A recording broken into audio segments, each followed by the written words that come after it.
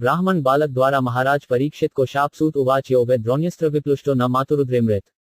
अनुग्रह भगवत कृष्ण से अद्भुतकर्मण। एक शब्दार्थ। श्री सूत गोस्वामी ने कहा, भगवान श्री कृष्ण अद्भुत कार्य करने वाले हैं।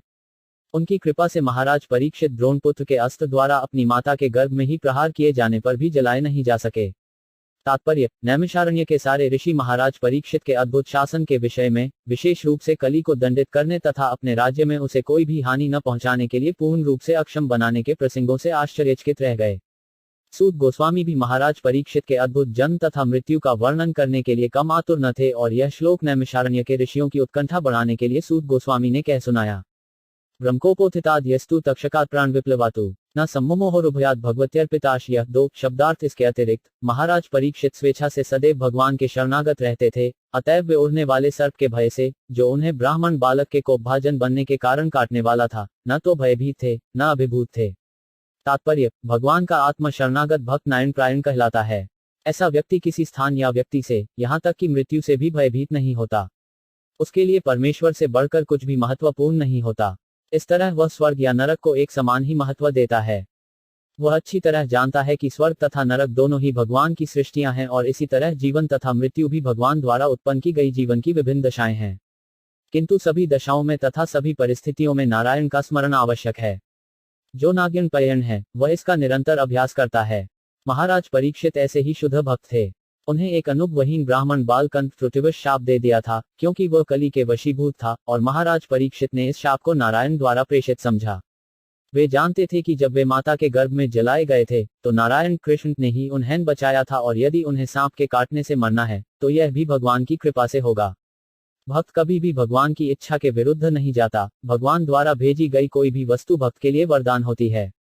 अतएव महाराज परीक्षित ऐसी बातों से न तो भयभीत थे, न ही मोहग्रस्त थे। यह भगवान के शुद्ध भक्त का लक्षण है। उत्सुज्य सर्वत सर्ग विज्ञाताजित स्थिति वैयास के जो शिष्यों गणाया स्वम कलैवरम 3 शब्दार्थ। तत्पश्चात अपने समस्त संगियों को छोड़कर राजा ने शिष्य रूप में व्यास के पुत्र शुकेदेव गोस्वामी की शरण ग्रहण की, और इस प्रकार वे भगवान की वास्तविक स्थिति को समझ सके। तात्पर्य, यहाँ पर अजित शब्द महत्वपूर्ण है। भगवान श्री कृष्ण अजित अर्थात न जीते जा सकने वाले कहलाते हैं, और वे हर प्रकार से अजित हैं। कोई उनकी वास्तविक स्थिति को नहीं जान सकता। वे ज्ञान द्वारा भी अजित हैं। हमने उनके धाम गोलोक वृंदावन के विषय में सुना है, लेकिन ऐसे अनेक पंडित हैं जो इस धाम की कई तरह से व्याख्या करते हैं। किंतु शुकेदेव गोस्वामी जैसे गुरु की कृपा से, जिनकी शरण राजा ने अत्यंत विनीत शिष्य रूप में ग्रहण की, मनुष्य भगवान की वास्तविक स्थिति, उनके सनातन धाम तथा उस धाम की दिव्य साज सामग्री को समझ सकता है। भगवान की दिव्य स्थिति को जानते हुए तथा उस दिव्य विधि से, जिससे उस दिव्य धाम तक पहुंचा जा सकता है, राजा अपने चरम गंतव्य के विषय में आश्वस्त थे, और इसे जान लेने के कारण वे प्रत्येक भौतिक वस्तु को, यहाँ तक कि अपने भौतिक शरीर को भी किसी आसक्ति के बिना छोड़ सकते थे। भगवद गीता में कहा गया है, पर हमा निवर्वती परम अर्थात वस्तुओं के श्रेष्ठ गुण को देख लेने पर मनुष्य सारी भौतिक आसक्ति छोड़ सकता है। भगवद गीता से हम उन भगवान की शक्ति के गुण को समझते हैं, जो भौतिक शक्ति के गुण से श्रेष्ठ है, और शुकदेव गोस्वामी जैसे प्रामाणिक आध्यात्मिक गुरु की कृपा से भगवान की इस उच्चतर शक्ति के प्रत्येक पक्ष को जाना जा सकता है, जिससे भगवान अपने शाश्वत नाम गुण, लीलाओं, साज सामग्री तथा विविधता को प्रकट करते हैं। भगवान की इस कोई कितना उच्चतर शक्ति को समझे बिना, कोई कितना ही परम सत्य के वास्तविक स्वभाव के विषय में सैद्धांतिक चिंतन क्यों न करे, भौतिक शक्ति को छोड़ नहीं पाता। भगवान का अर्शन की कृपा से महाराज परीक्षित को शुकदेव गोस्वामी जैसे महापुरुष की अनुकंपा प्राप्त हुई थी, अतएव वे अजित भगवान की वास्तविक स्थिति को समझ पाए थे। वैदिक साहित्य से भगवान को खोज निकालना अत्यंत कठिन है, किंतु शुकदेव गोस्वामी जैसे मुक्त भक्त की कृपा से उन्हें समझ पाना अत्यंत सरल है। न आत्मश्लोकवार्ताना जुष्टा तत्कथामृतम स्यात् संभ्रमो 5 नत्काले 5 पी स्मरता तत्पदाम्बुजम 4 शब्दार्थ। ऐसा इसलिए हुआ क्योंकि जिन्होंने वैदिक स्तोत्रों से स्तुति किए जाने वाले भगवान की दिव्य कथाओं के लिए ही अपना जीवन अर्पित कर रखा है, और जो निरंतर भगवान के चरण कमलों का स्मरण करने में लगे हुए हैं, उन्हें अपने जीवन के अंतिम क्षणों में भी किसी प्रकार की भ्रांति होने का डर नहीं रहता। तात्पर्य, जीवन के अंतिम क्षण में भगवान की दिव्य प्रकृति को स्मरण करके जीवन की सर्वोच्च सिद्धि प्राप्त की जाती है। जीवन की यह सिद्धि उसे ही मिल पाती है जिसने शुकेदेव गोस्वामी जैसे मुक्तात्मा द्वारा गाए जाने वाले वैदिक स्तोत्रों से या उन्हीं की गुरु शिष्य परंपरा के किसी व्यक्ति से भगवान की वास्तव का दिव्य प्रकृति के विषय में जाना है। वैदिक स्तोत्रों को किसी मनोधर्मी से सुनने से कोई लाभ नहीं होता, किंतु जब उन्हें किसी वास्तविक स्वरूप सी अद्भुत व्यक्ति से सुना जाता है और सवा तथा विनयपूर्वक उस ठीक से समझा जाता है, तब हर बात पारदर्शी रूप से स्पष्ट हो जाती है। इस तरह विनीत शिष्य जीवन के अंत तक दिव्य स्तर पर रह सकता है। वैज्ञानिक अनुकूलन द्वारा मनुष्य भगवान को जीवन के अंत समय तक स्मरण रख सकता है, जब शरीर के जर्जर होने से स्मरण शक्ति ढली पड़ जाती है। सामान्य व्यक्ति के लिए जीवन के अंत समय वस्तुओं को यथारूप में स्मरण रख पाना कठिन है, लेकिन भगवान तथा उनके प्रामाणिक भक्तों या गुरुओं की कृपा से मनुष्य को यह अवसर सहज ही प्राप्त हो जाता है। और महाराज परीक्षित के साथ ऐसा ही हुआ। प्रविष्टोपि सर्वत यावदिशो महानुर्व्यमाभिम्य वेक्राटु 5। शब्दार्थ जब तक अभिमन्यु का महान शक्तिशाली पुत्र संसार का सम्राट बना हुआ है, तब तक कली के पनपने की कोई गुंजाइश नहीं है। तात्पर्य, जैसा कि पहले बताया जा चुका है, कली ने इस पृथ्वी में बहुत पहले प्रवेश पा लिया था और वह सारे संसार में अपना प्रभाव फैलाने को ताक में था। किंतु महाराज परीक्षित की उपस्थिति के कारण वह ऐसा नहीं कर पा रहा था। यही अच्छे प्रशासन का ढंग है। कली जैसे उपद्रवी तत्व सदा ही अपने निंद्य कृत्यों को फैलाना चाहेंगे, लेकिन सक्षम राज्य का कर्तव्य है कि सभी प्रकार से इन्हें रोके। यद्यपि महाराज परीक्षित ने कली के लिए कुछ स्थान नियत कर दिए थे, किंतु उसी के साथ साथ उन्होंने प्रजा को इसका अवसर नहीं दिया कि वे कली के प्रभाव में बह जाएं। यस्मिन्हनि यहाँ भगवानुत्सज गाम तदैवहानुवृतो सावधर्म प्रभव कली 6। शब्दार्थ जिस दिन तथा जिस क्षण भगवान श्री कृष्ण ने इस पृथ्वी को छोड़ा, उसी समय समस्त अधार्मिक कृत्यों को बढ़ावा देने वाला कली इस संसार में आ गया। तात्पर्य, भगवान तथा उनके नाम, यश, गुण सभी अभिन्न हैं। भगवान की उपस्थिति के कारण कली पृथ्वी की सीमा में प्रवेश नहीं कर पा रहा था। इसी प्रकार यदि भगवान के पवित्र नाम, गुणों आदि के सतत कीर्तन का प्रबंध हो, तो कली के प्रवेश के लिए जरा भी अवसर नहीं मिल पाएगा।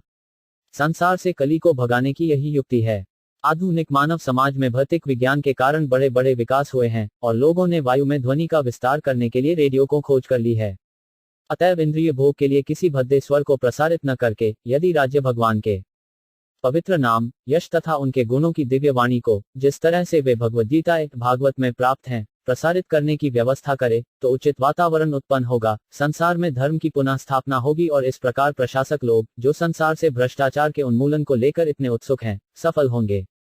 कोई भी वस्तु बुरी नहीं है, यदि उसका उपयोग भगवान की सेवा के लिए किया जाए।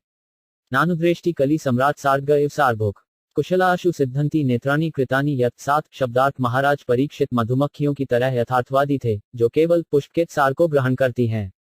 वे यह भलीभांति जानते थे कि इस कलयुग में कल्याणकारी वस्तुएं तुरंत ही अपना शुभ प्रभाव डालती हैं, जबकि अशुभ कर्मों को वास्तविक रूप में संपन्न करना पड़ता है, जिससे प्रभाव जमा सकें। अतएव उन्होंने कभी भी कली से ईर्ष्या नहीं की। तात्पर्य, कलियुग अधम युग कहलाता है। इस अधम युग में सारे जीव विचित्र स्थिति में रहते हैं, अतएव भगवान ने उन्हें कुछ विशेष सुविधाएं दे रखी हैं। अतः भगवान की कृपा से जब तक जीव किसी पापपूर्ण कार्य को वास्तव में करता नहीं है, तब तक वह उस कर्म का भागी नहीं होता। अन्य युगों में पापपूर्ण कर्म का विचार करने से ही मनुष्य कर्म फल का भागी बन जाता था। इसके विपरीत इस युग में जीव को शुभ कर्म के चिंतन मात्र से ही उसका फल प्राप्त हो जाता है। अतएव अत्यंत विद्वान एवं अनुभवी राजा होने के कारण महाराज परीक्षित कली से कोई अनावश्यक द्वेष नहीं रखते थे, क्योंकि वे उसे कोई पाप कर्म करने का अवसर ही नहीं देना चाहते थे।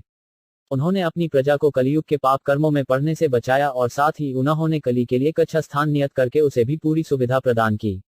श्रीमद् भागवत के अंत में कहा गया है कि यद्यपि कली के निंद्य कृत्य विद्यमान हैं, तो भी कलियुग में बड़े बड़े लाभ भी हैं। मनुष्य मात्र भगवान नाम के जप कीर्तन द्वारा मोक्ष लाभ प्राप्त कर सकता है। अतएव महाराज परीक्षित ने भगवान के पवित्र नाम के कीर्तन के प्रचार हेतु संगठित प्रयास किया और उन्होंने जनता को कली के पाश से बचा लिया। इसी लाभ के कारण कभी कभी बड़े बड़े मुनि कलियुग की जय मनाते हैं। वेदों में भी कहा गया है कि भगवान कृष्ण की लीलाओं को चर्चा से मनुष्य कलियुग की सारी बुराइयों से छुटकारा पा सकता है। श्रीमद् भागवत के आरंभ में यह भी कहा गया है कि श्रीमद् भागवत के पाठ से परमेश्वर मनुष्य के हृदय में स्थापित हो जाते हैं। ये कलियुग के कुछ लाभ हैं और महाराज परीक्षित ने इन सशक्त लाभों को ग्रहण किया और असली वैष्णव होने के नाते उन्होंने कलियुग का बुरा नहीं सोचा।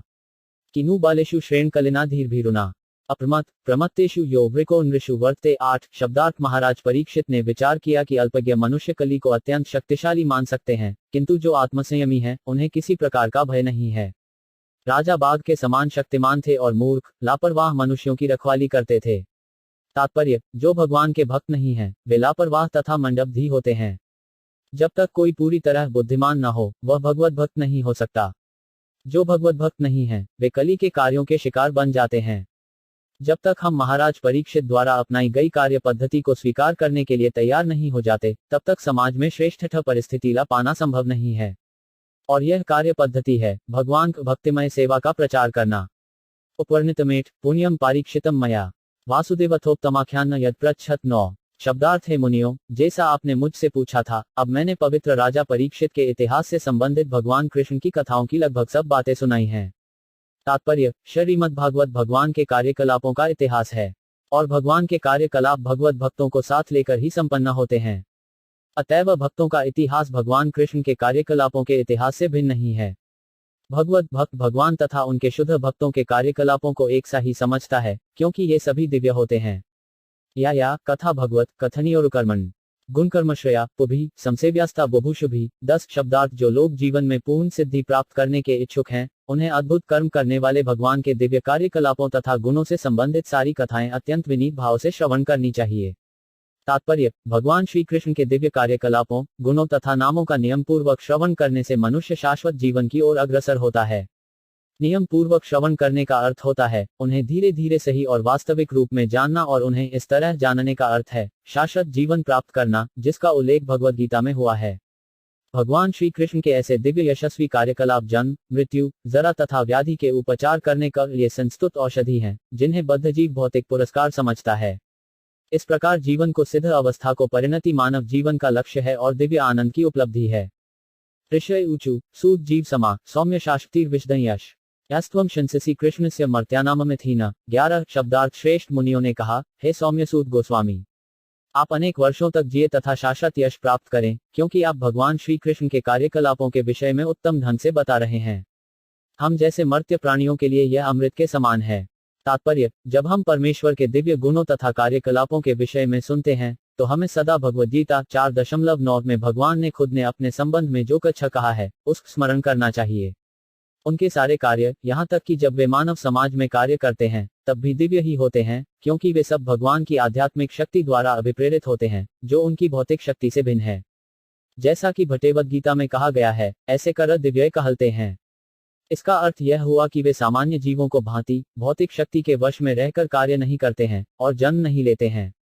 न ही उनका शरीर सामान्य जीवों के शरीर की भांति भौतिक होता है, न ही परिवर्तनशील होता है।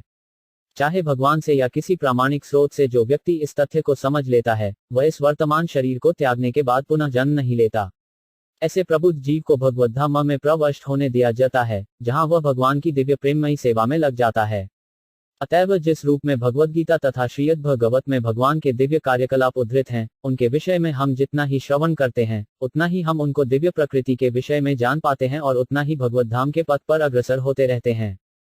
कर्मण्यस्मिन् नाश्वासे धूम धूम प्रात्मना भवान अपायति गोविंदपाद पद्मासव मधु। 11 शब्दार्थ: हमने अभी अभी इस सकौम कृत्य यज्ञ की अग्नि को संपन्न करना प्रारंभ किया है, और हमारे कार्य में अनेक अपूर्णताएं होने के कारण इसके फल की कोई निश्चितता नहीं है।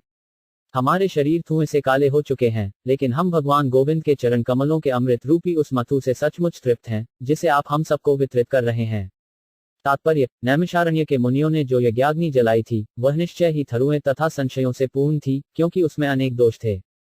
पहली कमी यह थी कि इस कलयुग में ऐसा यज्ञ कार्य संपन्न कराने वाले पटु ब्राह्मणों का नितांत अभाव है। ऐसे यज्ञों में यदि कोई दोष रह जाता है, तो पूरा खेल बिगड़ जाता है और फल भी अनिश्चित रहता है, जैसा कृषि उद्यम में होता है। धान के खेत को जोतने से अच्छा फल तभी मिलता है जब अच्छी वर्षा हो, अन्यथा फल अनिश्चित है। इसी प्रकार से इस कलियुग में भी किसी भी प्रकार का यज्ञ संपन्न कराना अनिश्चित रहता है।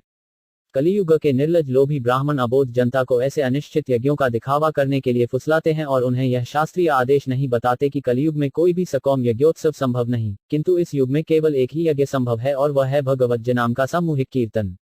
सूत गोस्वामी एकत्र हुए मुनियों के समक्ष भगवान के दिव्य कार्यकलाप सुना रहे थे, और वे सब इन दिव्य कार्यकलापों के सुनने के फल का अनुभव कर रहे थे। कोई भी इसे व्यवहारिक रूप से उसी तरह अनुभव कर सकता है जिस प्रकार भोजन करके उसके फल का अनुभव किया जा सकता है। आध्यात्मिक अनुभूति इसी प्रकार कार्य करती है। नैमिषारण्य के मुनि यज्ञ की अग्नि से उठने वाले धुएं से कष्ट पा रहे थे और फल के विषय में भी संशयपूर्ण थे, किंतु सूत गोस्वामी जैसे अनुभूत व्यक्ति से सुनने के कारण वे पूरी तरह से संतुष्ट हुए थे। ब्रह्मवैवर्त पुराण में विष्णु शिवजी से कहते हैं कि कलयुग में लोग विविध प्रकार की चिंताओं से घिरे होने के कारण सकौम कर्म तथा दार्शनिक चिंतन में व्यर्थ ही श्रम करेंगे, किंतु यदि वे भक्तिमय सेवा में लगे तो परिणाम अधिक निश्चित होगा और शक्ति का भी क्षय नहीं होगा। दूसरे शब्दों में, भगवान की भक्तिमय सेवा के बिना आध्यात्मिक साक्षात्कार के लिए या तो भौतिक लाभ के लिए जो कुछ भी किया जाएगा, वह फलदायी नहीं हो सकता। तुल्याम लवेनापि न स्वर्ग न पुनर्भवम। भगवत सद्विसिद्भस्य मर्त्याना के महाशिष 13 शब्दार्थ भगवत भक्त के साथ क्षण भर की संगति के महत्व की तुलना न तो स्वर्गलोक की प्राप्ति से न भौतिक मुक्ति की प्राप्ति कर जा सकती है। तो फिर उन सांसारिक वरदानों के विषय में क्या कहा जाए जो भौतिक संपन्नता के रूप में होते हैं और मर्त्यों के लिए हैं? तात्पर्य, एक वस्तु की तुलना दूसरी वस्तु से तभी की जा सकती है जब दोनों में कुछ समान बातें होती हैं। हम शुद्ध भक्त की संगति की तुलना किसी भौतिक वस्तु से नहीं कर सकते। जो लोग भौतिक सुख के आदी बन गए हैं वे चंद्र, शुक्र तथा इंद्रलोक जैसे स्वर्गीय ग्रहों की कामना करते हैं, और जो भौतिक दार्शनिक चिंतन में उन्नत होते हैं वे भवबंधन से मोक्ष की कामना करते हैं। जब मनुष्य सभी प्रकार की भौतिक उन्नति से हताश हो उठता है तो वह विपरीत प्रकार के मोक्ष की कामना करता है जो अपुनर्भव या पुनर्जन्म न होना कहलाता है। किंतु भगवान के शुद्ध भक्त स्वर्गलोक में मिलने वाले सुख की कामना नहीं करते, नहीं वे भवबंधन से मोक्ष चाहते हैं। दूसरे शब्दों में, भगवान के शुद्ध भक्तों के लिए स्वर्गलोक में प्राप्त भौतिक सुख मायाजाल के समान होता है, और चूंकि वे सुख दुख की भौतिक धारणाओं से पहले से मुक्त रहते हैं, अतएव वे यथार्थ रूप में भौतिक जगत से भी मुक्त होते हैं। इसका अर्थ यह हुआ कि भगवान के शुद्ध भक्त इस जगत तथा आध्यात्मिक जगत दोनों ही में दिव्य स्थिति में अर्थात भगवान को सेवा में लगे रहते हैं। जिस प्रकार सरकारी नौकर सदा नौकर रहता है, चाहे वह घर में हो या ऑफिस में या किसी अन्य स्थान में, उसी प्रकार भक्त को किसी भी भौतिक वस्तु से कुछ भी लेना देना नहीं रहता, क्योंकि वह अनन्य भाव से भगवान की दिव्य सेवा में लगा रहता है। चूंकि उसे किसी भौतिक वस्तु से कोई सरोकार नहीं रहता, अतएव उसे भौतिक वरदानों से क्या मिलने वाला है, चाहे वह राजपद हो या इससे भी बड़ा कोई अन्य पद जो ये शरीर के नष्ट होते ही समाप्त हो जाते हैं। भक्तिमय सेवा शाश्वत है, इसका कोई अंत नहीं होता, क्योंकि यह आध्यात्मिक होती है। अतः चूंकि शुद्ध भक्त की निधियां भौतिक निधियों से भिन्न होती हैं, अतएव दोनों की कोई तुलना नहीं है। सूत गोस्वामी भगवान के शुद्ध भक्त थे, अतएव नैमिषारण्य के ऋषियों के साथ उनकी संगति अद्वितीय है। भौतिक जगत में निपट भौतिकतावादी की संगति गहित समझी जाती है। भौतिकतावादी को योफित सग्गी कहा जाता है, क्योंकि उसकी आसक्ति भौतिक मायाजाल अर्थात स्त्रियों तथा अन्य साज सामान से होती है। ऐसी आसक्ति आबद्ध है, क्योंकि इससे जीवन के वरदान तथा समपन्नता दोनों दूर चले जाते हैं। इसका बिल्कुल उलट है भागवत सदगीज सदैव भगवान के नाम, यश, गुण आदि की संगति में रहता है। ऐसी संगति सदैव वांछनीय है, पूजनीय है, प्रशंसनीय है और इसे जीवन का सर्वोच्च लक्ष्य माना जा सकता है। को नाम तृप्येद रस्विकथाया महत्तमैकांत प्रायंस्या गुना नाम गुण से जगमु यंगेश्वरा ये भवपाद्य मुख्या 14 शब्दार्थ पूर्ण पुरुषोत्तम भगवान श्री कृष्ण गोविंद समस्त महान जीवों के एकमात्र आश्रय हैं, और उनके दिव्य गुणों का मापन शिव तथा ब्रह्मा जैसे यौगिक शक्तियों के स्वामियों द्वारा भी नहीं किया जा सकता। तो भला जो रसास्वादन में पटु है, वह क्या कभी उनकी कथाओं के श्रवण द्वारा पूरी तरह तृप्त हो सकता है? तात्पर्य, शिवजी तथा ब्रह्माजी दो प्रधान देवता हैं। वे योगशक्ति से परिपूर्ण हैं। उदाहरणार्थ, शिवजी ने उस विष का सागर पी लिया जिसकी एक बूंद ही सामान्य जीव को मारने के लिए पर्याप्त थी। इसी प्रकार ब्रह्माजी ने शिवजी समेत अनेक देवताओं की सृष्टि को। अतएव ये दोनों ईश्वर अथवा ब्रह्मांड के स्वामी हैं, किंतु वे परम शक्तिमान नहीं हैं। परम शक्तिमान तो गोविंद अथवा श्री कृष्ण हैं। वे दिव्य हैं और उनके दिव्य गुणों का मापन शिव तथा ब्रह्मा जैसे शक्तिशाली ईश्वरों द्वारा भी नहीं किया जा सकता। अतएव भगवान कृष्ण बड़े से बड़े जीव के एकमात्र आश्रय हैं। ब्रह्मा की गिनती जीवों में की जाती है, किंतु वे हम सबों से महानतम हैं। तो फिर महानतम जीव भगवान कृष्ण की दिव्य कथाओं के प्रति इतना आसक्त क्यों है? इसलिए कि वे समस्त आनंद के आगार हैं। हर व्यक्ति हर वस्तु का कुछ न कुछ आस्वाद लेना चाहता है, किंतु जो व्यक्ति भगवान की दिव्य प्रेमाभक्ति में लगा रहता है वह उसी में असीम आनंद प्राप्त करता है। भगवान असीम हैं और उनके नाम, गुण, लीलाएं, पार्षद, विविधता आदि अनंत हैं, और जो इनका आस्वाद करते हैं वे असीम रूप से ऐसा करते हुए भी तृप्ति का अनुभव नहीं करते। इस तथ्य की पुष्टि पद्म पुराण से होती है। रमन्ते योगिनो 5 नन्ते सत्यानंद चिदात्मनि जरती राम दिनासों पर ब्रह्माभिधीयते, यह गीजन परम सत्य से असीम दिव्य आनंद प्राप्त करते हैं, इसीलिए परम सत्य भगवान राम भी कहलाते हैं। ऐसी दिव्य वार्ताओं का कोई अंत नहीं है। संसारी मामलों में तृप्ति का नियम होता है, लेकिन अध्यात्म में ऐसी तृप्ति नहीं है। सूत गोस्वामी नैमिषारण्य के ऋषियों के समक्ष भगवान कृष्ण की कथा को चालू रखना चाह रहे थे, और ऋषियों ने भी उनसे लगातार सुनते रहने की अपनी इच्छा व्यक्त की। चूंकि भगवान दिव्य हैं और उनके गुण दिव्य हैं, अतएव ऐसी वार्ताएं शुद्ध श्रोताओं के ग्राही भाव को बढ़ाती हैं। तन्नो भवान व भगवत प्रधानो महत्तमैकांत प्रायंस्या हरेरुदार्म चरितम विशुद्धम शुश्रूषता नो वितनोतु विद्वन 15 शब्दार्थ है। सूत गोस्वामी, आप विद्वान हैं तथा भगवान के शुद्ध भक्त हैं, क्योंकि आपकी सेवा का प्रमुख उद्देश्य भगवान है। अतएव आप कृपया हमें भगवान की लीलाएं कह सुनाएं, जो समस्त भौतिक विचारधारा से ऊपर हैं, क्योंकि हम ऐसा संदेश प्राप्त करने के लिए आतुर हैं। तात्पर्य, भगवान के दिव्य कार्यकलापों के वक्ता का एक ही लक्ष्य होना चाहिए, और वह है पूर्ण पुरुषोत्तम भगवान कृष्ण की पूजा तथा सेवा। और ऐसी कथाओं के श्रोताओं को इन्हें सुनने के लिए आतुर होना चाहिए। जब ऐसा संयोग संभव हो जाता है, अर्थात जब योग्य वक्ता तथा योग्य श्रोता का संयोग हो जाता है, तभी दिव्य के विषय में अत्यंत सौहार्दपूर्ण वार्ता हो पाती है। व्यावसायिक वक्ता तथा भौतिकता में लिप्त श्रोता ऐसी वार्ताओं से कभी वास्तविक लाभ नहीं उठा पाते। व्यावसायिक वक्ता वाचक अपने परिवार के भरण पोषण के लिए भागवत सप्ताह का दिखावा करते हैं और भौतिकताग्रस्त श्रोता भागवत सप्ताह की इन वार्ताओं को किसी न किसी भौतिक लाभ यथा धार्मिकता, संपत्ति, इंद्रिय तुष्टि या मोक्ष के लिए सुनते हैं। भागवत की ऐसी वार्ताएं भौतिक गणों के कल्मश से शुद्ध नहीं रहती। लेकिन नैमिषारण्य के मुनियों तथा श्री सूत गोस्वामी के मध्य चल रही वार्ताएं दिव्य स्तर पर थीं। इनमें भौतिक लाभ का कोई उद्देश्य नहीं था। ऐसी वार्ताओं में श्रोता तथा वक्ता दोनों को असीम दिव्य आनंद की प्राप्ति होती है। अतएव वे ऐसी वार्ताओं को हजारों वर्षों तक चालू रख सकते हैं। अब तो भागवत सप्ताह केवल 7 दिनों तक रखा जाता है और खेल खत्म करने के बाद श्रोता तथा वक्ता दोनों पहले की तरह भौतिक कार्यों में लग जाते हैं। वे ऐसा कर सकते हैं क्योंकि वक्ता भागवत प्रधनाहनी है और श्रोता भी शुश्लिष्टाम नहीं है, जैसा ऊपर कहा गया है। सवे महाभागवत परीक्षित येनापवगख्यम दशब्र बुद्धि ज्ञान इन व्यास के शब्द तेन भेजे खबरेंद्र ध्वज पादमूलम 16 शब्दार्थ है। सूत गोस्वामी, कृपा करके भगवान की उन्हीं कथाओं का वर्णन करें जिनसे महाराज परीक्षित, जिनकी बुद्धि मोक्ष पर केंद्रित थी, उन भगवान के चरण कमलों को प्राप्त कर सके जो पश्चिराज गरुड़ के आश्रय हैं। इन्हीं कथाओं का उच्चारण व्यासपुत्र श्री शुकेदेव द्वारा हुआ था। तात्पर्य: मोक्ष के मार्ग को लेकर जिज्ञासुओं में कुछ मतभेद है। ऐसे दिव्य जिज्ञासु निर्विशेषवादी तथा भगवत भक्त कहलाते हैं। भगवत भक्त भगवान के दिव्य रूप की पूजा करते हैं, जबकि निर्विशेषवादी चमचमाते तेज या भगवान की शारीरिक किरणों का ध्यान धरते हैं, जिसे ब्रह्मज्योति कहते हैं। यहाँ पर यह कहा गया है कि महाराज परीक्षित को भगवान के चरण कमलों की प्राप्ति व्यासदेव के पुत्र श्री शुकदेव गोस्वामी के उपदेशों से हुई। श्री शुकदेव गोस्वामी भी प्रारंभ में निर्विशेषवादी थे, जैसा कि भागवत 2.19 में उनकी स्वयं की उक्ति है, किंतु बाद में वे भगवान की दिव्य लीलाओं के प्रति आकृष्ट हुए और भक्त बन गए। ऐसे पूर्ण ज्ञान से युक्त भक्त महाभागवत या प्रथम कोटि के भक्त कहलाते हैं। भक्तों की 3 श्रेणियां हैं: प्राकृत, मध्यय तथा महाभागवत। प्राकृत अथवा तृतीय श्रेणी के भक्तों को भगवान तथा उनके भक्तों का कोई विशेष ज्ञान नहीं होता, वे मंदिर में पूजा करने वाले होते हैं।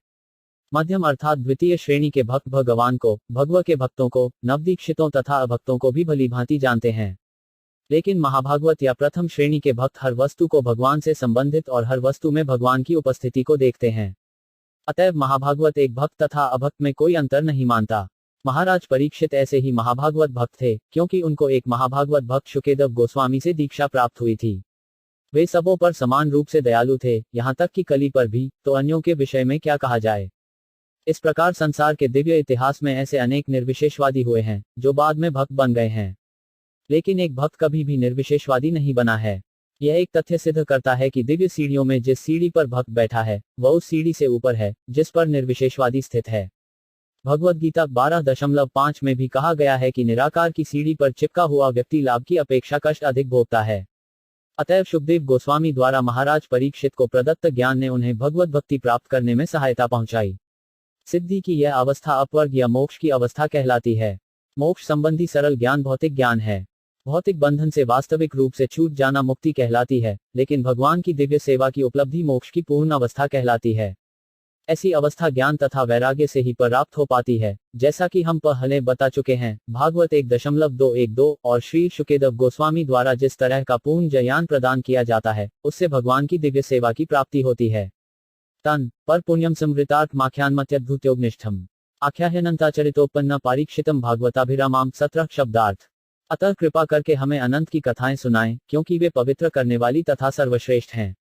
इन्हें ही महाराज परीक्षित को सुनाया गया था और वे भक्ति योग से परिपूर्ण होने के कारण शुद्ध भक्तों को अत्यंत प्रिय हैं। तात्पर्य: महाराज परीक्षित को जो सुनाया गया था और जो शुद्ध भक्तों को अत्यंत प्रिय है, वह श्रीमद्भागवत है।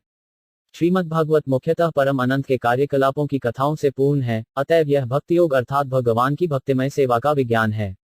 इस प्रकार यह पर अर्थात सर्वोपरि है, क्योंकि समस्त ज्ञान तथा धर्म से समृद्ध होने पर भी यह भगवान की भक्तिमय सेवा में विशेष रूप से समृद्ध है। सूत उवाचहो वयम जन्मभूतो 5 चद्य हास्म विलोम जाता दौष्कुल्यमाधि विधुनोति शीघ्र महत्तमानाम विधानयोग 18 शब्दार्थ। श्री सूत गोस्वामी ने कहा, हे ईश्वर, यद्यपि हम मिश्र संकर जाति में उत्पन्न हैं, फिर भी हमें ज्ञान में उन्नत उन महापुरुषों की सेवा करने तथा उनका अनुगमन करने से ही जन्म अधिकार प्राप्त हो गया। ऐसे महापुरुषों से बातचीत करने से ही मनुष्य निम्न कुल में जन्म होने के कारण उत्पन्न अवगुणों से तुरंत ही निर्मल हो जाता है। तात्पर्य, सूत गोस्वामी का जन्म ब्राह्मण कुल में नहीं हुआ था। वे एक मिश्र जाति के परिवार विलोगज में या असंस्कृत निम्न कुल में जन्मे थे। किंतु महापुरुषों की संगति से यथा श्री शुकेव गोस्वामी तथा नैमिषारण्य के महर्षियों की संगति से निम्न कुल में जन्म होने को उनको अयोग्यता मिट चुकी थी। भगवान श्री चैतन्य महाप्रभु वैदिक प्रथाओं का पालन करने में इसी सिद्धांत का पालन करते थे और अपनी दिव्य संगति से उन्होंने अनकर निम्न कुल में जन्मे या जन्म अथवा कर्म से अयोग्य ठहराए गए व्यक्तियों को भक्ति का पद दिलाया और उन्हें आचार्य या अधिकारी पद पर स्थापित किया। वे स्पष्ट कहते थे कि कोई भी मनुष्य, चाहे वह जन्म से ब्राह्मण हो या शूद्र, गृहस्थ हो या सन्न्यासी, यदि वह कृष्ण के विज्ञान में पारंगत है तो उसे आचार्य या गुरु के रूप में स्वीकार किया जा सकता है। सूत गोस्वामी ने शुकदेव तथा व्यासदेव जैसे महर्षियों तथा महापुरुषों से कृष्ण का विज्ञान सीखा था और वे इतने सुयोग्य थे कि नैमिषारण्य के मुनि भी उनसे श्रीमद् भागवत के रूप में कृष्ण का विज्ञान उत्सुकता से सुनना चाह रहे थे। इस प्रकार श्रवण करने तथा उपदेश देने द्वारा उन्हें महापुरुषों की दोहरी संगति प्राप्त हुई थी। दिव्य विज्ञान या कृष्ण का विज्ञान अधिकारियों से सीखना पड़ता है और जब कोई इस विज्ञान का उपदेश देता है तो वह और भी योग्य बनता जाता है। इस प्रकार सूत गोस्वामी को दोनों लाभ प्राप्त थे, अतएव निम्न कुल में जन्म लेने के समस्त अवगुणों तथा मानसिक क्लेशों से वे पूर्ण रूप से मुक्त थे। यह श्लोक निश्चित रूप से सिद्ध करता है कि श्री शुकेदेव गोस्वामी ने न तो सूत गोस्वामी को निम्न कुल में जन्म लेने से अध्यात्म विज्ञान की शिक्षा देने से इनकार किया, न ही नैमिषारण्य के मुनियों ने उनके उपदेश सुनने से इनकार किया। इसका अर्थ यह होता है कि हजारों वर्ष पूर्व निम्न कुल में जन्म होने से किसी को अध्यात्म विज्ञान सीखने या उपदेश देने पर कोई प्रतिबंध न था। हिंदू समाज में तथाकथित जाति प्रथा की कट्टरता पिछले 100 वर्षों में प्रमुख बनी है, जब द्विजबंधुओं अर्थात उच्च जाति के कुल में जन्मे अयोग्य मनुष्यों की संख्या बढ़ गई। भगवान श्री चैतन्य ने मूल वैदिक पद्धति को फिर से जीवित किया और उन्होंने ठाकुर हरिदास को नामाचार्य अर्थात भगवान के पवित्र नाम के महिमा का प्रचार करने वाले अधिकारी का पद प्रदान किया। यद्यपि श्री हरिदास ठाकुर का जन्म एक मुसलमान परिवार में हुआ था। भगवान के शुद्ध भक्तों का ऐसा प्रताप होता है। गंगा जल को शुद्ध माना जाता है और जो कोई गंगा के जल में स्नान करता है वह श्राद्ध हो जाता है। कतु जहां तक भगवान का महान भक्तों का संबंध है, वे तो निम्न कुल में उत्पन्न अधम लोगों को अपने दर्शन से ही शुद्ध कर सकते हैं, तो फिर उनका संग करने के बारे में तो कहना ही क्या। भगवान चैतन्य महाप्रभु संसार के दूषित वातावरण को संसार भर में योग्य प्रचारकों को भेजकर शुद्ध बनाना चाहते थे और अब यह भारतीयों का कर्तव्य है कि इस कार्य को वैज्ञानिक ढंग से हाथों में लें और सर्वोत्तम मानव कल्याण का कार्य करें। आधुनिक पीढ़ी के मानसिक रोग शारीरिक रोगों से अधिक गंभीर हैं, अतएव यह उपयुक्त समय है कि देर लगाए बिना संसार भर में श्रीमद् भागवत के प्रचार का कार्य प्रारंभ कर दिया जाए। गहत्तमानाम अभिधान का अर्थ है महान भक्तों का शब्दकोश या महान भक्तों की वाणी से युक्त पुस्तक। महान भक्तों की तथा भगवान की वाणी का ऐसा कोश वेद तथा अन्य संबद्ध ग्रंथ विशेष रूप से श्रीमद् भागवत में है। कुतः पुनर्गुणतो नाम तस्य महत्तमैकांत प्रायंस्य यो 5 ननंत शक्तिर भगवान नंतो महद्गुणत्वाद यमनंत माहु। 19 शब्दार्थ और उनके विषय में क्या कहा जाए। जो महान भक्तों के निर्देशन में अनंत के पवित्र नाम का कीर्तन करते हैं, जिनकी असीम शक्ति है। भगवान जो शक्ति में असीम तथा गुणों में दिव्य हैं, वे अनंत कहलाते हैं। तात्पर्य, द्विजबंधु या अल्पज्ञ जो उच्च जातियों में उत्पन्न असंस्कृत व्यक्ति हैं, इस जीवन में निम्न जाति के लोगों के ब्राह्मण बनने के विरुद्ध अनेक दलीलें देते हैं। उनकी दलील है कि शूद्र या शूद्र से भी निम्न परिवार में जन्म पूर्व जन्म में किए गए पाप कर्मों के कारण होता है, अतएव उसे इस कमी की पूर्ति न मन जाति में जन्म लेकर करनी होती है। किंतु इन मिथ्या तर्क करने वालों को उत्तर देने के लिए श्रीमद् भागवत का कथन है कि जो मनुष्य शुद्ध भक्त के न देशन में भगवान के पवित्र नाम का जप करता है, वह तुरंत ही निम्न जाति में जन्म लेने के दोष से छूट जाता है। भगवान का शुद्ध भक्त भगवान के पवित्र नाम का जप करते हुए कोई अपराध नहीं करता। भगवान के नाम जप करने में 10 प्रकार के अपराध होते हैं, किंतु शुद्ध भक्त के निर्देशन में किया गया जप अपराध रहित होता है और भगवान का अपराध रहित जप दिव्य होता है। अतएव ऐसा जप पूर्व जन्म के समस्त पापों के प्रभाव को तुरंत दूर कर सकता है। ऐसा अपराध रहित जप यह संकेत देता है कि मनुष्य ने पवित्र नाम को दिव्य प्रकृति को ठीक से समझ लिया है और इस प्रकार भगवान की शरण ले ली है। आध्यात्मिक रूप से भगवान का नाम तथा स्वयं भगवान परम अवस्था में होने के कारण एक हैं। भगवान का पवित्र नाम भगवान के ही तुल्य शक्तिमान है। भगवान सर्वशक्तिमान ईश्वरीय व्यक्तित्व हैं और उनके अनंत नाम हैं, जो उनसे अभिन्न है और उन्हीं के समान शक्तिमान भी हैं। भगवद्गीता के अंत में भगवान बल देकर कहते हैं कि जो भी उनकी शरण में पूर्ण रूप से आता है, उसकी समस्त पापों से रक्षा को जाती है। चूंकि वे तथा उनके नाम एक हैं, अतएव भगवान का पवित्र नाम भक्तों को पापों के समस्त प्रभावों से बचा सकता है। भगवान के पवित्र नाम का करिन्नी संदेह मनुष्य को निम्न कुल में जन्म लेने के दोष से उबार सकता है।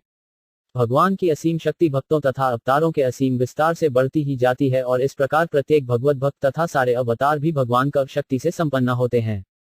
चूंकि भगवान का भक्त भगवान की शक्ति से ओतप्रोत हो जाता है, अतएव निम्न कुल में जन्म लेने का किंचित मात्र भी दोष उसके रास्ते में बाधक नहीं बन सकता। अतावताल अनुसूचितेन गुणैर्साम्यांतिशायनस्य हित्वेत्रान प्रार्थक्तो विभूति यस्यादु प्रेरणुंजुषतेडेन भीप्सो 20 शब्दार्थ। अब यह निश्चित हो गया कि वे भगवान अनंत हैं और उनके तुल्य कोई भी नहीं है। फलस्वरूप उनके विषय में कोई भी पर्याप्त रूप से कह नहीं सकता। बड़े बड़े देवता भी स्तुतियों के द्वारा जिस लक्ष्मी देवी की कृपा प्राप्त नहीं कर पाते, वही देवी भगवान की सेवा करती हैं, यद्यपि भगवान ऐसी सेवा के लिए अनिच्छुक रहते हैं। तात्पर्य: त्यों के अनुसार भगवान या परमेश्वर परब्रह्म को कुछ भी नहीं करना होता। उनकी समता करने वाला कोई नहीं है, न ही उनसे कोई बढ़कर है। उनकी अनंत शक्तियां हैं और उनका हर कार्य अपने सहज तथा सम्यक रूप में नियमानुसार होता रहता है। इस प्रकार भगवान अपने आप में परिपूर्ण है और उन्हें अन्य किसी से कुछ भी लेना नहीं होता, यहाँ तक कि ब्रह्मा जैसे महान देवताओं से भी नहीं। अन्य लोग जिन लक्ष्मी देवी की कृपा दृष्टि के लिए लालायित रहते हैं और अनेक प्रार्थनाओं के बाद भी वे उन पर कृपा नहीं करती, वे भी भगवान की सेवा करती हैं, यद्यपि उन्हें लक्ष्मी जी से कुछ भी लेना नहीं होता। परमेश्वर अपने गर्भोत्कर्षाय विष्णु रूप में ब्रह्मा को अपनी नाभि से निकले कलम से भौतिक संसार के प्रथम जीव के रूप में जन्म देते हैं, लक्ष्मी देवी के गर्भ से नहीं, जो उनकी सेवा में निरंतर लगी रहती हैं। उनकी पूर्ण स्वतंत्रता तथा परिपूर्णता के ये कुछ उदाहरण हैं। उन्हें कुछ करना नहीं होता, इसका अर्थ यह नहीं है कि वे निराकार हैं। वे दिव्य रूप से अचिंत्य शक्तियों से इतने परिपूर्ण हैं कि केवल उनके इच्छा करने मात्र से सब कुछ हो जाता है। उन्हें कोई शारीरिक या निजी प्रयास नहीं करना होता, इसीलिए वे योगेश्वर अर्थात समस्त यौगिक शक्तियों के स्वामी कहलाते हैं। अथापि यत्पादन खावसुष्ट जगधिरिशुपहतानाम्ब सैशन पुनाटन्यतमो मुकुंदात को नाम लोकाय भगवत पदार्थ। 21 शब्दार्थ भगवान श्री कृष्ण के अतिरिक्त भला ऐसा कौन है जो परमेश्वर कहलाने के योग्य हो? ब्रह्मा जी ने उनके पांव के नाखूनों से निकलने वाले जल को भगवान शिव जी को मस्तक पर ग्रहण करने के निमित्त एकत्र किया। यही जल गंगांदी शिव जी समेत सारे ब्रह्मांड को शुद्ध बना रहा है। तात्पर्य: अज्ञानियों द्वारा वैदिक साहित्य में अनेक देवों की अवधारणा सर्वथा भ्रांत है। भगवान एक एवं अद्वितीय हैं, लेकिन वे अनेक प्रकार से अपना विस्तार करते हैं और इसकी पुष्टि वेदों में होती है। भगवान के ऐसे विस्तार असंख्य हैं, लेकिन उनमें से कुछ जीव भी हैं। जीव भगवान के पूर्ण अंशों के समान शक्तिशाली नहीं होते, अतएव दो प्रकार के विस्तार अंश होते हैं। ब्रह्मा जी सामान्यतया जीवों में से एक हैं और शिव जी भगवान तथा जीवों के बीच माध्यम स्वरूप हैं। दूसरे शब्दों में, ब्रह्मा जी तथा शिव जी भी, जो देवताओं में अग्रणी हैं, भगवान विष्णु के तुल्य या उनसे बढ़कर नहीं हैं। लक्ष्मी देवी तथा ब्रह्मा एवं शिव जैसे शक्तिमान देवता विष्णु अथवा भगवान कृष्ण की आराधना में लगे रहते हैं। अतएव मुकुंद भगवान कृष्ण के अतिरिक्त और कौन अधिक शक्तिशाली हो सकता है, जो यथार्थ रूप में पूर्ण पुरुषोत्तम भगवान कहला सके? लक्ष्मी जी, ब्रह्मा जी तथा शिव जी स्वतंत्र रूप से शक्तिमान नहीं हैं, वे परमेश्वर के विस्तार रूप में ही शक्तिमान हैं। वे सभी भगवान की प्रेममयी दिव्य सेवा में लगे रहते हैं और उन्हीं की तरह सारे जीव भी। भगवान के पूजक भक्तों के 4 संप्रदाय हैं, जिनमें से ब्रह्म संप्रदाय, रुद्र संप्रदाय तथा श्री संप्रदाय प्रमुख हैं, जो क्रमशः ब्रह्मा, शिव तथा लक्ष्मी से प्रत्यक्ष आते हैं। इन तीनों के अतिरिक्त एक चौथा संप्रदाय कुमार संप्रदाय है, जो सनई कुमार से आता है। ये चारों मूल आज भी भगवान की दिव्य सेवा में लगे हुए हैं और ये सभी घोषित करते हैं कि भगवान कृष्ण या मुकुंद ही पूर्ण पुरुषोत्तम परमेश्वर हैं और अन्य कोई व्यक्ति न तो उनके समान है, न उनसे बढ़कर है।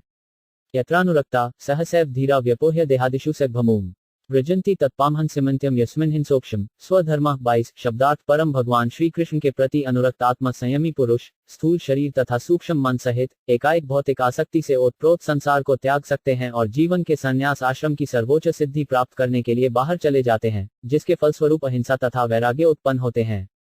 तात्पर्य: केवल आत्मा संयमी व्यक्ति ही धीरे धीरे पूर्ण पुरुषोत्तम भगवान के प्रति अनुरक्त हो सकता है। आत्मा संयमी का अर्थ है जो आवश्यकता से अधिक इंद्रिय भोग में लिप्त न हो, और जो लोग आत्मा संयमी नहीं है, वे इंद्रिय भोग में लिप्त हो जाते हैं। शुष्क दार्शनिक चिंतन मन का सूक्ष्म इंद्रिय भोग है।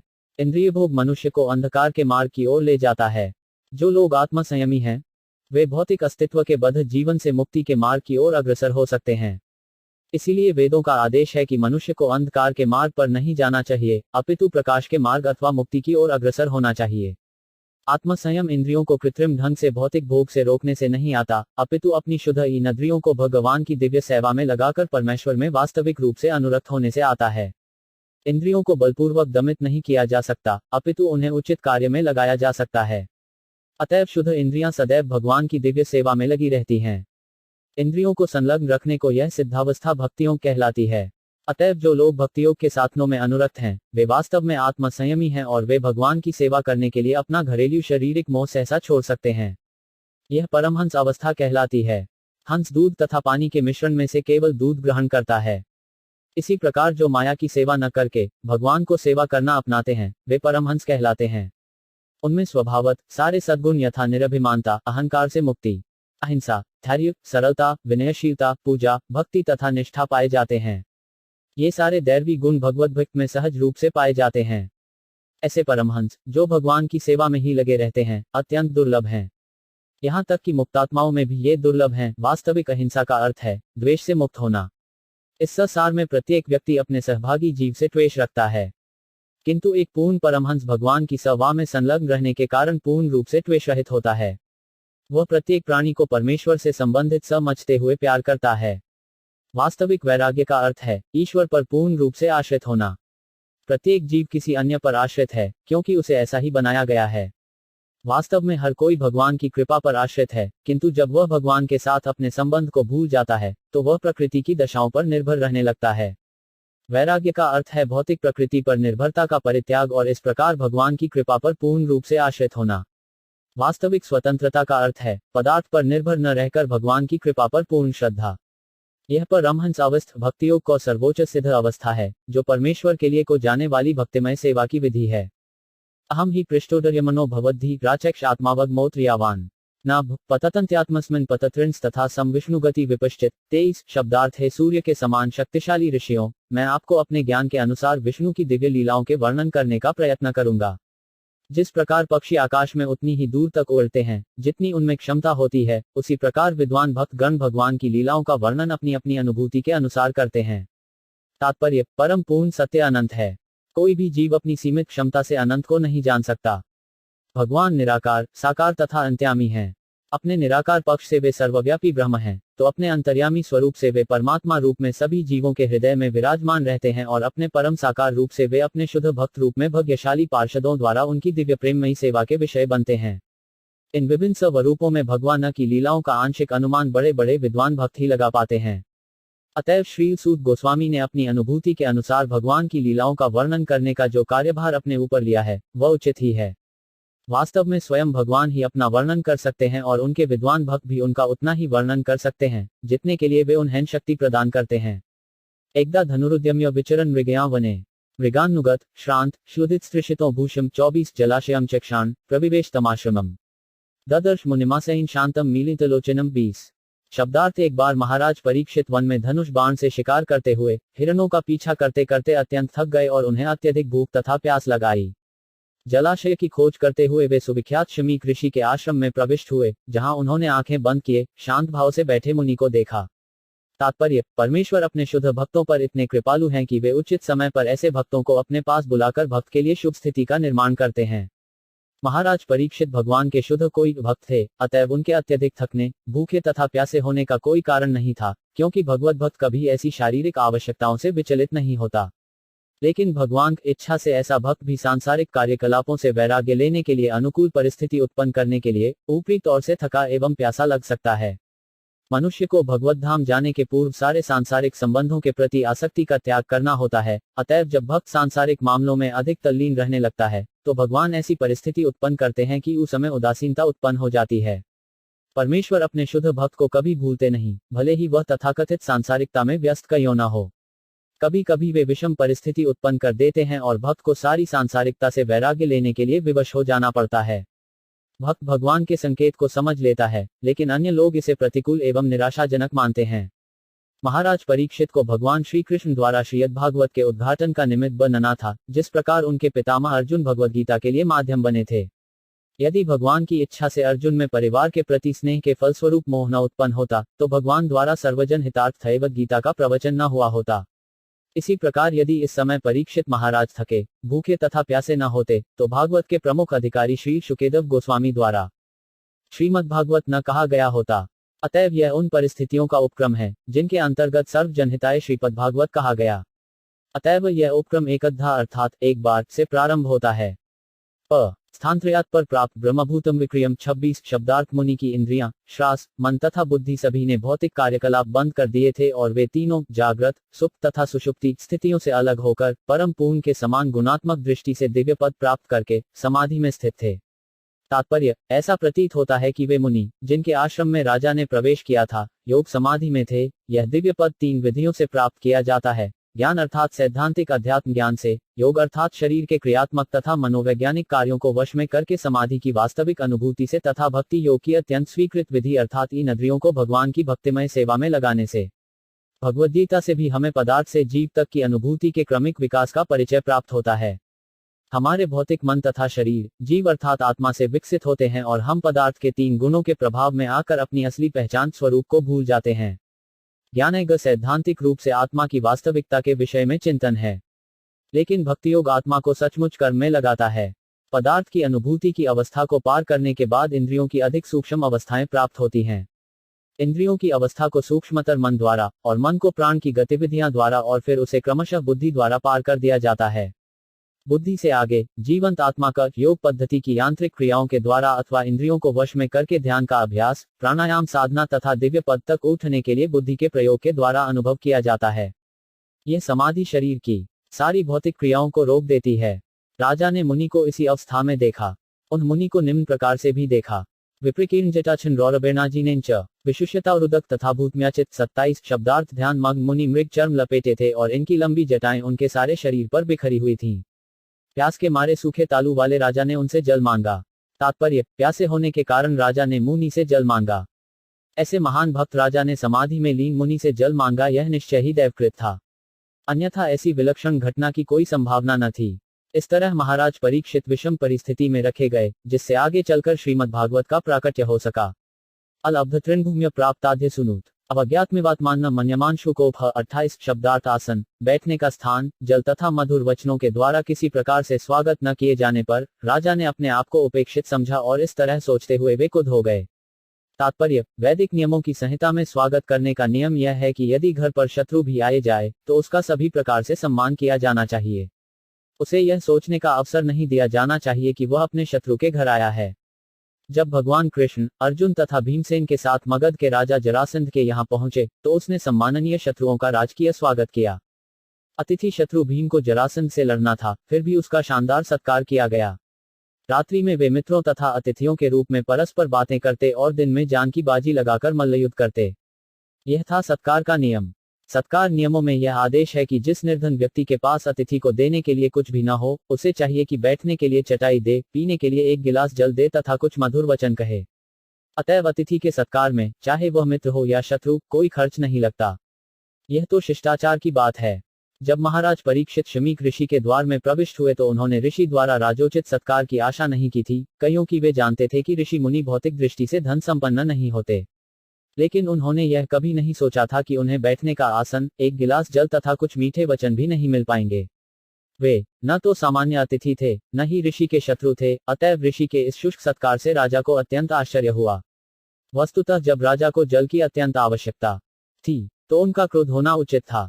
ऐसी विकट स्थिति में क्रोध होना राजा के लिए अस्वाभाविक न था, लेकिन चूंकि राजा स्वयं किसी महान संत से कम न थे, अतएव उनका क्रोध होना और फिर कार्यवाही करना आश्चर्यजनक था।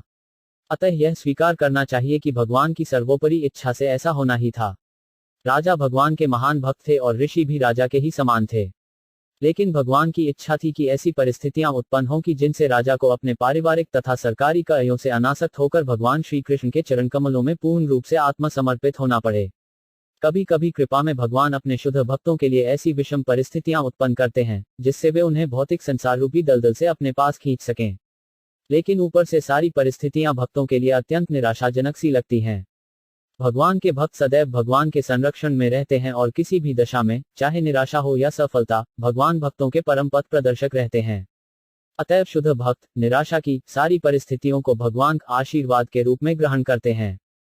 अभूतपूर्व सहसा क्षत्रिर्भयामर्दितात्मन ब्राह्मणों प्रत्यभूत ब्रह्मन मत्सरो मन्युरिवच 29 शब्दार्थ ब्राह्मण मुनि के प्रति राजा का क्रोध तथा द्वेष अभूतपूर्व था, क्योंकि परिस्थितियों ने उन्हें भूखे तथा प्यासे बना दिए थे। तात्पर्य, महाराज परीक्षित जैसे राजा के लिए एक मुनि तथा ब्राह्मण पर इस तरह क्रोध तथा देशपूर्ण होना निस्संदेह अभूतपूर्व था। राजा भलीभांति जानते थे कि ब्राह्मण, साधु, बालक, स्त्रियां तथा वृद्ध पुरुष दंड के दायरे के बाहर होते हैं। इसी प्रकार राजा भले ही भन्यकर भूल क्यों न करे, कभी गुनहगार नहीं माना जाता। लेकिन यहाँ पर महाराज परीक्षित भगवान की इच्छा से अपनी भूख तथा प्यास के कारण मुनि पर क्रुद्ध हो गए। राजा का अपनी प्रजा को अपना सत्कार न होने या अपनी उपेक्षा करने के लिए दंड देना ठीक था, लेकिन चूंकि दोषी एक मुनि तथा ब्राह्मण थे, अतएव यह अभूतपूर्व घटना थी।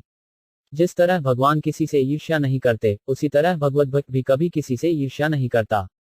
महाराज परीक्षित के इस आचरण की एकमात्र सफाई यही है कि भगवान द्वारा ऐसा पूर्व नियोजित था। स तु ब्रह्मेश्वर से गतासुमुर्ग रुषा विनिर्गच्छ धनुष्कोट्या निधाय पुरमागत। 30 शब्दार्थ इस प्रकार अपमानित होकर राजा ने लौटते समय अपने धनुष से एक मृत सर्प उठाया और उसे क्रोधवश मुनि के कंधे पर रख दिया, तब वे अपने राजमहल को लौट आए। तात्पर्य, राजा ने मुनि के साथ जैसे को तैसा का व्यवहार किया, यद्यपि वे इस प्रकार की मूर्खतापूर्ण कार्यवाही के अभ्यस्त न थे। भगवद इच्छा से राजा ने लौटते समय अपने समक्ष एक मरा हुआ सर्प देखा और सोचा कि जिस मुनि ने उन्हें इस प्रकार उपेक्षित समझा है, यदि उनके गले में मृत सर्प की माला पहना दी जाए तो वे भी इसी प्रकार उपेक्षित हो जाए। सामान्य व्यवहार में यह अधिक अस्वाभाविक न था, लेकिन एक ब्राह्मण मुनि के साथ महाराज परीक्षित का यह व्यवहार निश्चित रूप से अभूतपूर्व था। यह भगवान की इच्छा से ही हुआ।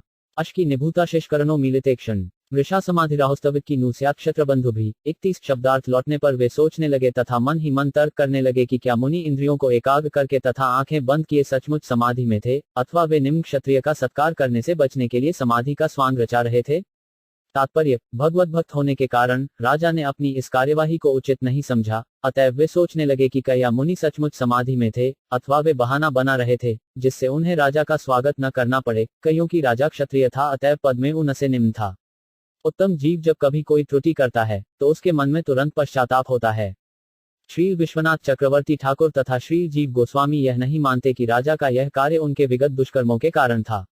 यह योजना तो भगवान ने राजा को अपने घर भगवत धाम में वापस बुलाने के लिए बनाई थी। श्री विश्वनाथ चक्रवर्ती के अनुसार यह योजना भगवान की इच्छा से बनी थी और भगवान की इच्छा से निराशा की स्थिति उत्पन्न हुई थी। योजना यह थी कि राजा के इस तथाकथित दुष्कर्म के लिए कली के प्रभाव से दूषित हो चुका एक अनुभव विहीन ब्राह्मण बालक शाप देगा। इस तरह यह अच्छा ही होगा कि राजा अपने घर बार को छोड़ सकेगा और श्री सुखदेव गोस्वामी के साथ संबंध होने से श्रीमद् भागवत प्रस्तुत होगा, जिसे भगवान का ग्रंथावतार समझा जाता है। इस ग्रंथावतार से भगवान की दिव्य लीलाओं के बारे में, विशेष रूप से ब्रजभूमि की दिव्य गोपिकाओं के साथ उनकी रासलीला की अत्यंत मनोहारी जानकारी प्राप्त होती है। भगवान की इस विशिष्ट लीला का विशेष महत्व है, क्योंकि जो भी भगवान की इस लीला को ठीक तरह से समझता है, वह निश्चय ही संसारी कामवासना से विरत हो जाता है और भगवान की भक्तिमय सेवा के भव्य मार्ग पर प्रतिष्ठित हो जाता है। शुद्ध भक्त की संसारी निराशा उसे उच्चतर दिव्य स्थान प्रदान कराने के निमित्त होती है। अर्जुन तथा पांडवों को उनके चचेरे बंधुओं से षड्अधचिंत कराकर भगवान ने कुरुक्षेत्र युद्ध की भूमिका का निर्माण किया। यह सब भगवान की वाणी की प्रतिनिधि थैवत गीता का अवतार कराने के लिए था।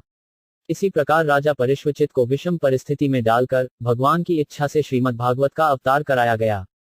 भूख तथा प्यास से क्षुब्ध होना तो मात्र दिखावा था, क्योंकि राजा ने माता के गर्भ में रहते हुए भी बहुत सहन किया था।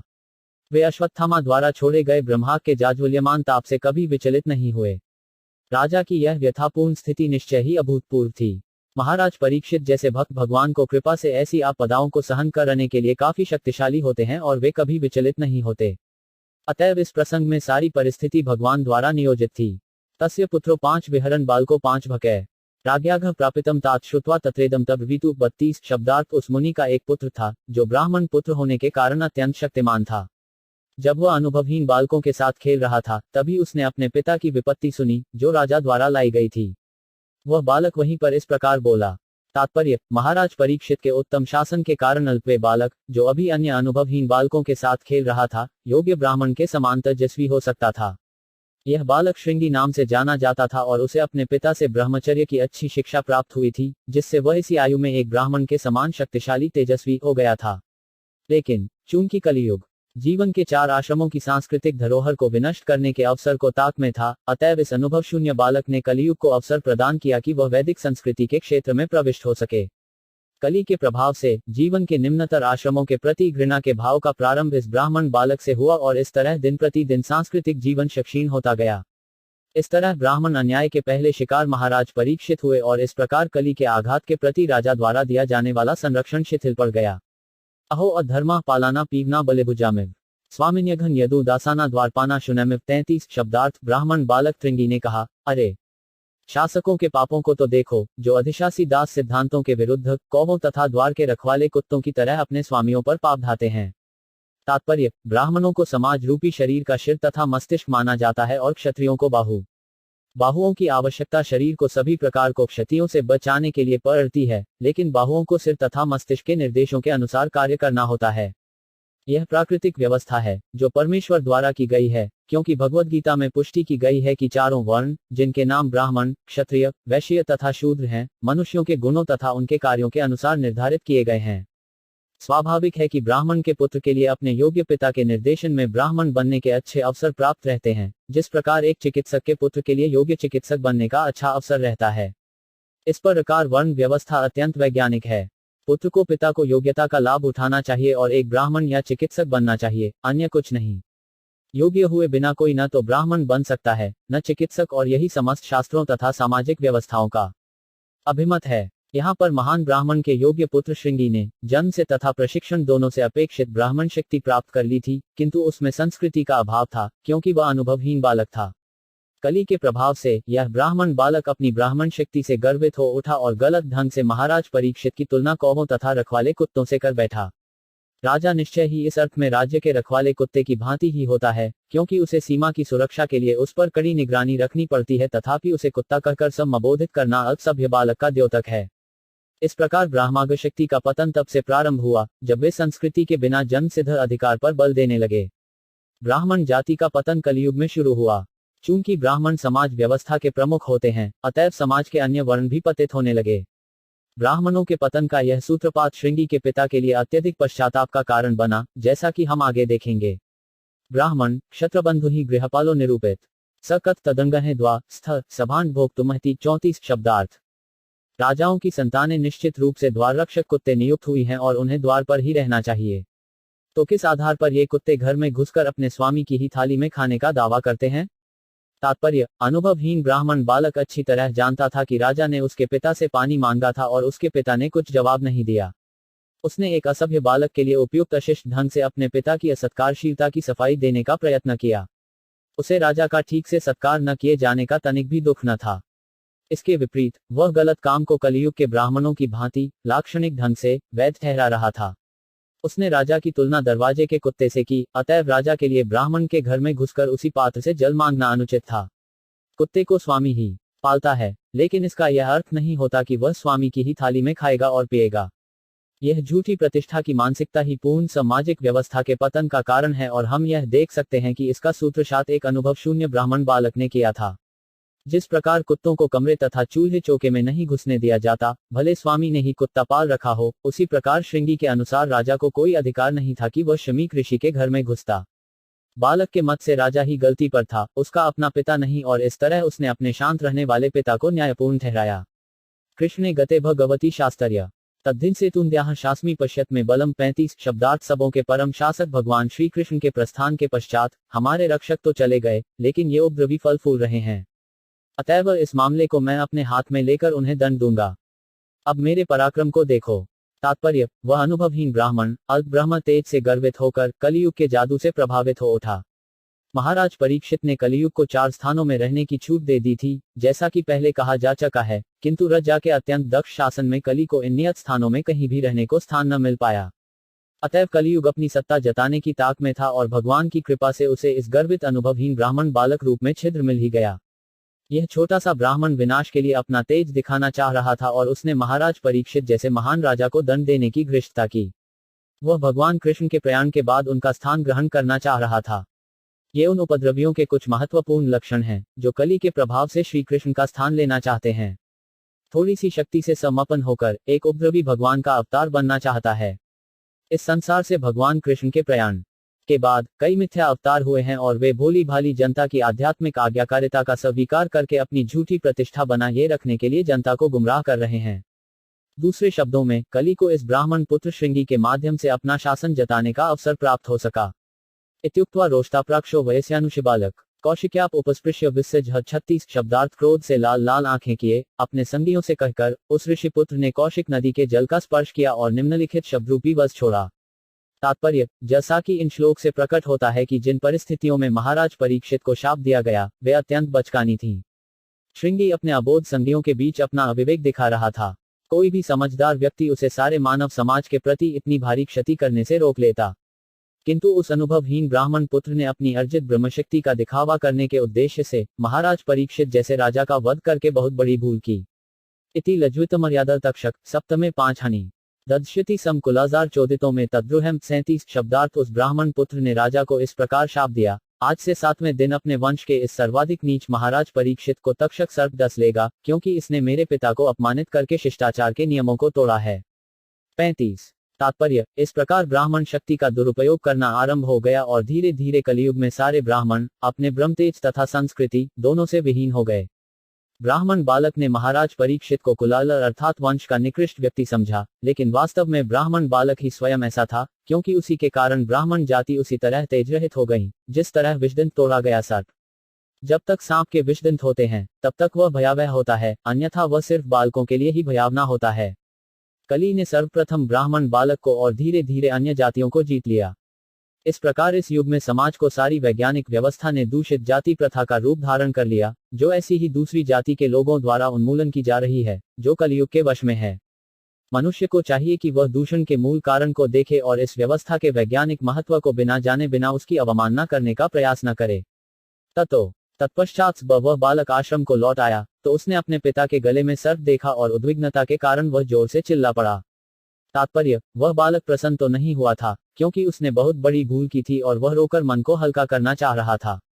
अतएव आश्रम में प्रवेश करके जब उसने अपने पिता की दशा देखी तो वह जोर से चिल्लाया, जिससे उसे राहत मिल सके। लेकिन बहुत देर हो चुकी थी। पिता ने पूरी घटना पर खेद प्रकट किया। सवा आर्यसो ब्रह्मन श्रुत्वा सुतविलापनम शंकेनित्र दृष्टा चांसे मृतोर्गम 39 शब्दार्थ है, ब्राह्मणों, अंगिरा मुनि के वंश में उत्पन्न उस ऋषि ने अपने पुत्र का चिल्लाना सुनकर धीरे धीरे अपनी आंखें खोली और अपनी गर्दन के चारों ओर मरा हुआ सर्प देखा। विसृज्य तम च पप्रच्छ वत्स कस्माधिरोदिशि केनवाते 5 प्रकृतमयुक्त संयवेदत 40 शब्दार्थ। उन्होंने मरा हुआ सर्प एक ओर फेंक दिया और अपने पुत्र से पूछा कि वह क्यों रो रहा है, क्या किसी ने उसे चोट पहुंचाई है। यह सुनकर बालक ने जो कुछ घटना घटी थी उसे कह सुनाया। तात्पर्य, पिता ने गले में पड़े हुए सर्प को अधिक गंभीरता से नहीं लिया, उन्होंने उसे फेंक दिया। वास्तव में महाराज परीक्षित से कोई बहुत बड़ी भूल नहीं हुई थी, लेकिन मूर्ख पुत्र ने उसे गंभीरता से लिया और कली के वश में होने से उसने राजा को शाप दे दिया। इस तरह उसने एक सुखद इतिहास के अध्याय का अंत कर दिया। निशम्य सप्तम तदर नरेंद्र स ब्राह्मणों नात्मजमभ्यनंदत अहो बतान्हो महदद्यते कृतम्प्यसी द्रोहोरुदमोधृत 41 शब्दार्थ। पिता ने अपने पुत्र से सुना कि राजा को शाप दिया गया है, यद्यपि उसे इस तरह दंडित नहीं किया जाना था, क्योंकि वह समस्त मनुष्यों में श्रेष्ठ था। ऋषि ने अपने पुत्र को शाबाशी नहीं दी, अपितु उल्टे वे यह कहकर पछताने लगे, हाय, मेरे पुत्र ने कितना बड़ा पाप कर्म कर लिया, उसने एक तुच्छ अपराध के लिए इतना भारी दंड दे दिया है।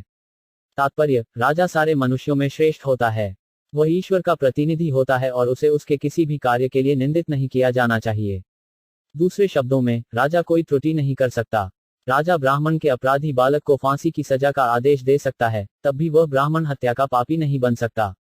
यदि राजा कभी कुछ त्रुटि कर भी बैठे तो भी उसकी अवमानना नहीं होनी चाहिए। कोई चिकित्सक गलत उपचार से किसी रोगी को मार सकता है, लेकिन ऐसे मारने वालों को कभी मृत्युदंड नहीं दिया जाता। अतः महाराज परीक्षित जैसे उत्तम एवं पुण्यात्मा राजा के विषय में क्या कहा जाए। जीवन को जैदिक शैली में राजा को राजर्षि बनने का प्रशिक्षण दिया जाता है, यद्यपि वह राजा के रूप में शासन कर रहा होता है। केवल राजा द्वारा चलाए जा रहे उत्तम शासन में प्रजा शांतिपूर्वक तथा निर्भय रह सकती है। राजर्षिगण अपने राज्य की व्यवस्था इतने सुचारू रूप से तथा यही वेदों पवित्रता से करते थे कि प्रजा उनका वैसा ही आदर करती थी, मानो वे भगवान हों। यही वेदों का आदेश है। राजा को नरेंद्र या मनुष्यों में सर्वश्रेष्ठ कहा जाता है। तो फिर महाराज परीक्षित जैसे राजा को किस तरह एक अनुभवहीन गर्भ से फूला ब्राह्मण बालक अपमानित कर सकता था, भले ही उसे योग्य ब्राह्मण का तेज क्यों न प्राप्त हो चुका हो। चूंकि शमीक ऋषि एक अनुभवी श्रेष्ठ ब्राह्मण थे, अतएव उन्होंने अपने इस अधम पुत्र के कार्यों का समर्थन नहीं किया, अपितु अपने पुत्र के किए हुए पर वे पश्चाताप करने लगे। सामान्य नियम के अनुसार राजा श्राप की सीमा से परे होता है, तो फिर महाराज परीक्षित जैसे उत्तम राजा के विषय में क्या कहा जाए। राजा का अपराध अत्यंत नगण्य था और उसे मृत्यु दंड देना सचमुच ही श्रृंगी के लिए बहुत बड़ा पाप था। इसीलिए शमीक ऋषि को पूरी घटना पर पश्चाताप किया। न वह नृभिरनर्देव पराख्य सम्मातुमर्हस्य विप्रबुधे या तेजसा दुर्विषेण गुप्ता विंदन्ति भद्राण्यकुतभया प्रजा। 42 शब्दार्थ है बालक, तुम्हारी बुद्धि अपरिपक्व है, अतएव तुम्हें ज्ञान नहीं है कि राजा मनुष्यों में सर्वोत्तम और भगवान के तुल्य होता है।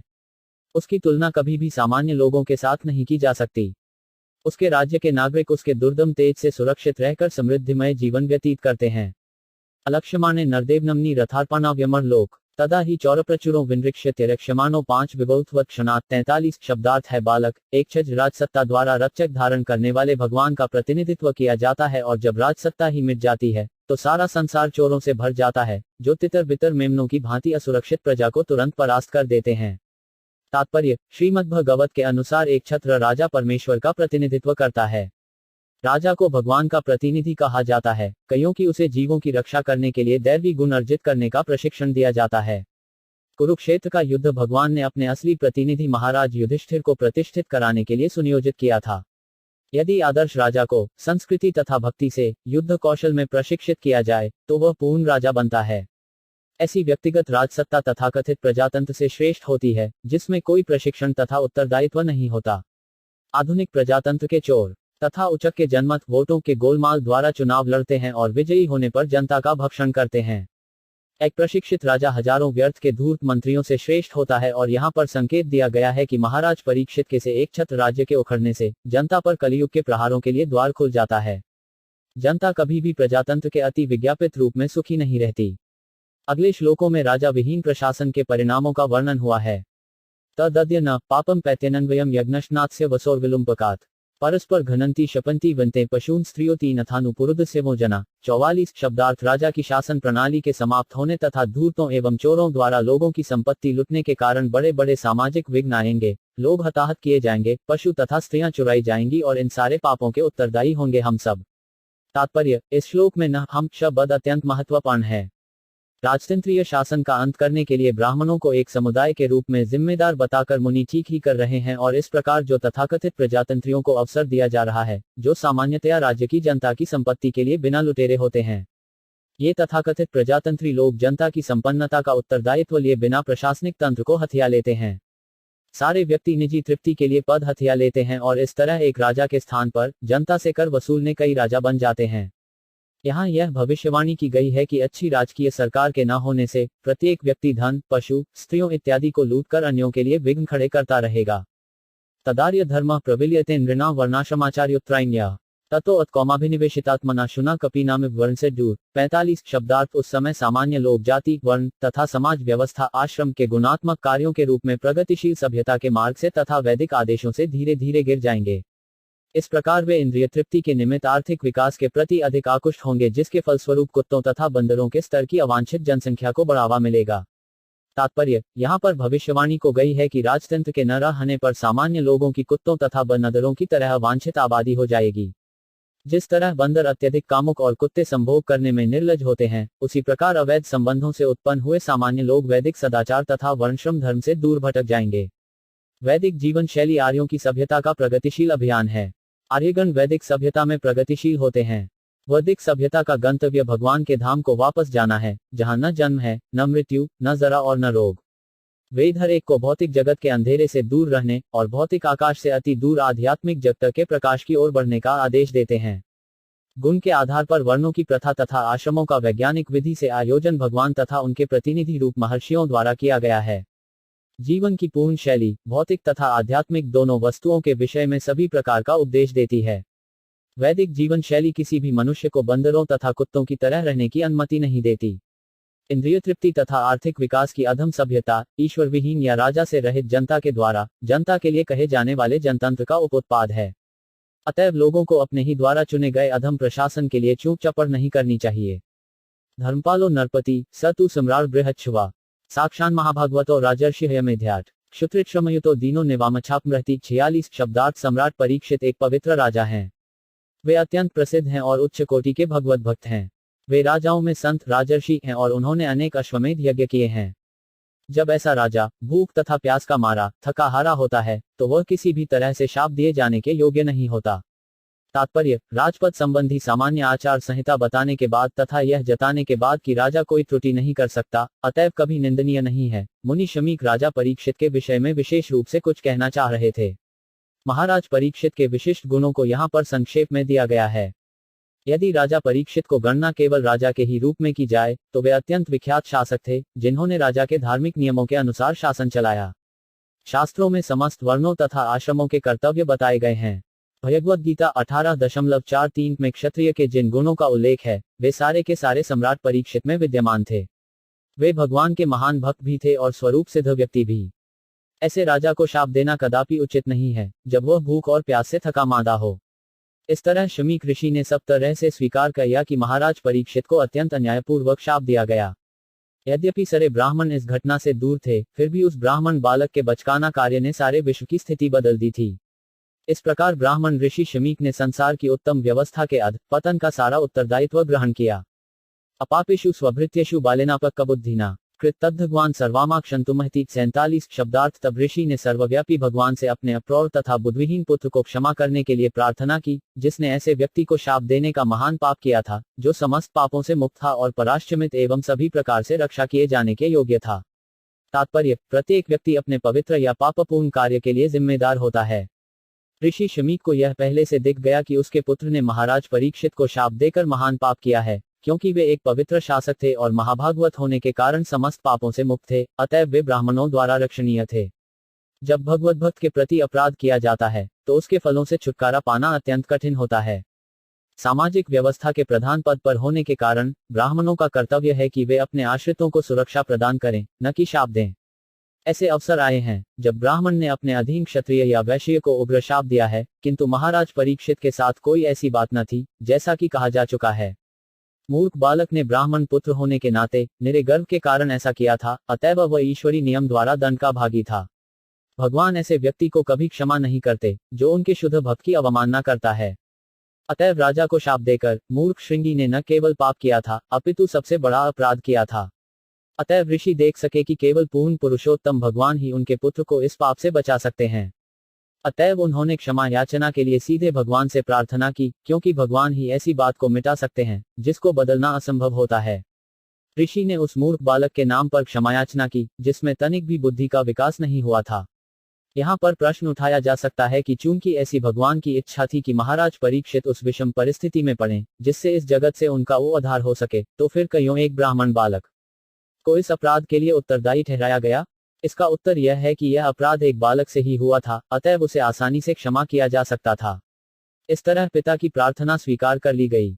लेकिन यदि यह प्रश्न उठाया जाए कि सारी ब्राह्मण जाति को सांसारिक मामलों में कली को प्रवेश देने के लिए क्यों उत्तरदायी ठहराया गया, तो इसका उत्तर के पुराण में मिलेगा। इसके अनुसार जो असुर भगवान के शत्रु थे किंतु जो भगवान द्वारा मारे नहीं गए थे, उन्हें कलियुग का लाभ उठाने के लिए ब्राह्मण परिवारों में जन्म लेने की अनुमति दी गई। परम दयालु भगवान ने उन सबों को पवित्र ब्राह्मणों के परिवारों में जन्म लेने का अवसर प्रदान किया, जिससे वे मोक्ष लाभ कर सकें। लेकिन असुरों ने इस अवसर का लाभ न उठाकर ब्राह्मण होने के गर्व से फूलकर ब्राह्मण संस्कृति का दुरुपयोग किया।